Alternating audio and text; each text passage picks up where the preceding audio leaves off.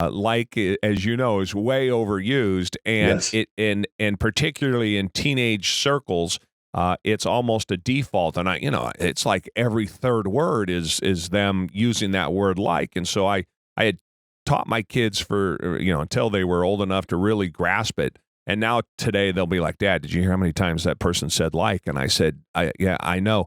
Is that I always wondered what that is and why people do that. And I'm assuming that there's other words or other things that we do. I assume it's some sort of nervous, get our thoughts together, stall, while we're thinking about what we want to say next, Yeah. along those lines. What do you think about that? I think that's probably true. I think it's also culture.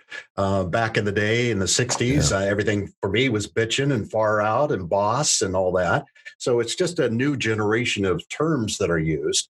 Another one that I hear a lot is, I know, right?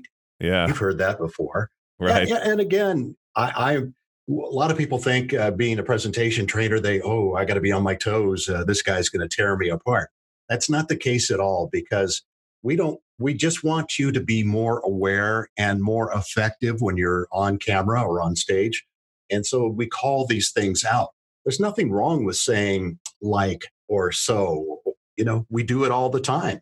Yeah. But it's the overuse. You're right, the overuse. And if you're in a presentation, if you're applying for a job and you're using the word like a lot or so, and you're doing those kind of things, it just, it doesn't look good, especially No. if your manager that's interviewing you is 20, 30 years older.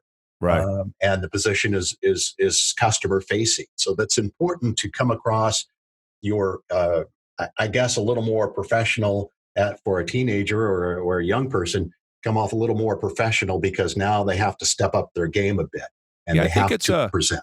I think it's a self-assurance broadcast also. I think, I remember as a kid and you're sitting across from a sale, and if every fourth word is like because you're nervous, which it tends to, whatever your bad habit is really comes to the forefront from a communication perspective when you're nervous. And so I can remember sitting across making a sale, and then on the flip side, having somebody come back to me and trying to make a sale to me, and using kind of those, I don't know what you would call those, kind of placeholder words or Filler words. Yes. filler words. And Yeah. it seems like there's a lack of what's the word I'm looking, where you're sure of yourself, a lack of being sure enough of yourself and what you're talking about, that you don't know it well enough. You didn't take enough time to prepare for this meeting, whatever the reason might be. And I think without a doubt, it, at least in my experience, really costs people either in the career or in making the sale, whatever it might be, and really driven mostly by nerves.